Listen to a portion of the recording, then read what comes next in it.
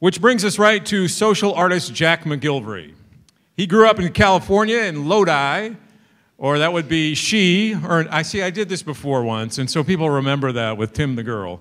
She earned her BFA in photography from Texas State University. I have a son named Jack, that's why. And MFA in photography. Integrated media from Ohio University, spends her time as an exhibitions and programs manager at the aforementioned Blue Star Contemporary Arts Center, teaching and making her work about issues surrounding family and identity where people get confused with names like Jack. Please welcome her, Jack McGilvray!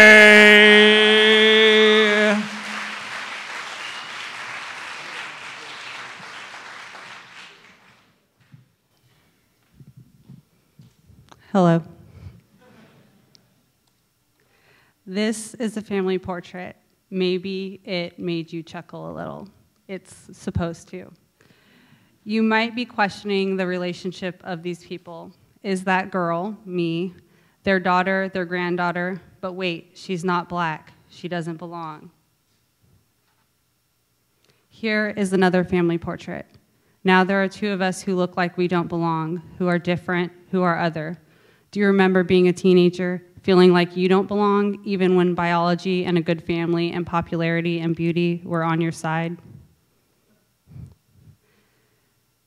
In this series of photos, called My Other Family, I remain the constant as the families change, provoking the viewer to decide where I look like I do belong.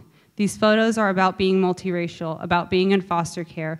They're about adoption and racism. They're about people trying to put you in your place and the aggression experienced when you don't fit. They're also about what family really is. To address social issues in art is an attempt to effect change and give a voice to that which is overlooked. It is to advocate for the ignored. This is one of the goals I begin with when making my work. For many who go through adolescence being set apart, there is an urge to fit in, to blend in, to disappear. But as you stand on the periphery, you observe and contemplate the people and the systems who put you there.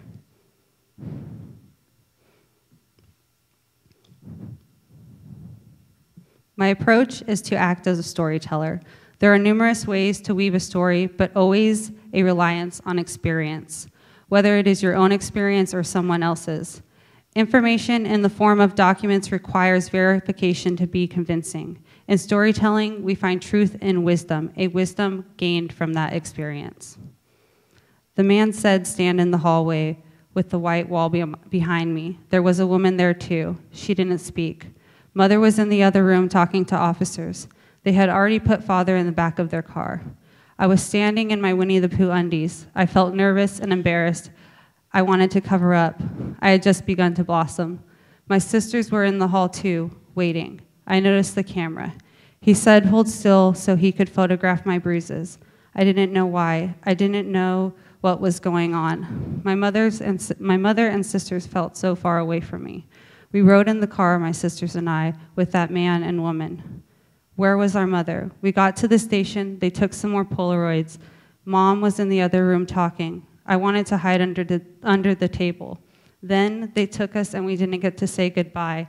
And no one said smile for the camera for the first time I can remember. In my work, I discuss issues surrounding family and identity using a variety of subjects through the revisiting and translating of memories. This approach is personal in nature, but opens up a broader discussion about the narratives presented and their implications. I'm invested in representing and documenting family because family is one of the most important things to humanity. Family is universal and formative. It is deeply personal. It is a microcosm. It is a generational living account of socioeconomic experiences. Telling someone the story of family is revealing a space and time that is private and intimate. It provokes the viewer to confront his or herself and be attuned to others with compassion and thoughtfulness. This series, Traumatic Objects, looks at the relationship between objects and memory. It grapples with the essence of objects and how they become internalized. These are not beloved, nostalgic things like old photographs or romantic tokens. They are the things we wish to destroy and abandon in the hope to do the same to the memories.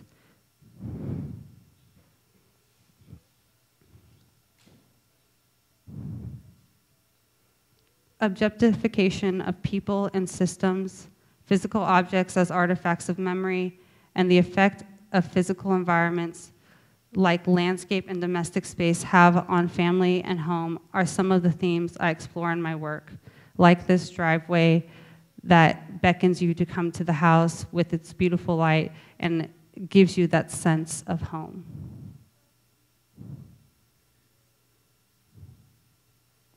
The ideas of family and home are contingent on both people and space and place. Where we decide to make a home for our families is a direct response to architecture and the landscape surrounding it. Sometimes there are limits to this decision, sometimes financial, and sometimes people get to live in their dream home.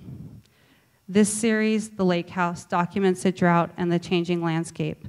What was built for the purpose of respite and fellowship is occupied less and less as the shore recedes. The images are records of the current state of the place, the people, the objects, the light, and the landscape. As I witness the physical environment changing, I notice this place has not been visited but maybe once a year since the drought started. And I wonder, will this be a significant moment in the family's history, a transition point affecting the relationship of future generations, who will no longer experience this sense of togetherness? What does it mean to document something, to make a record of moments past? How can the idea of what a record is be expanded? It is no longer just news photography or a textbook. How can I acknowledge the subjectivity of the document, of memory, and of history itself? These are questions I repeatedly investigate in my work. Storytelling is the best at its best when it is free from explanation. If the viewer is left to interpret things, the narrative achieves an amplitude that information lacks. It arouses astonishment and thoughtfulness. Without a place to stay and too tired to keep driving in circles around our little town, Mom pulled over. I woke to the knocking on the window and a police officer saying, "You can't sleep here."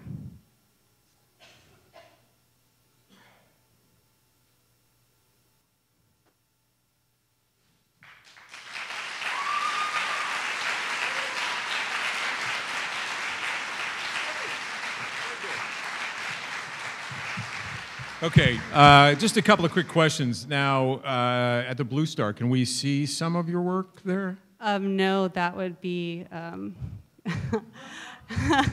Would that be... I work there, so that would... oh, I see. That would be really. awkward. But the last image is on view now here at the McNay in the Regarding Richer exhibition.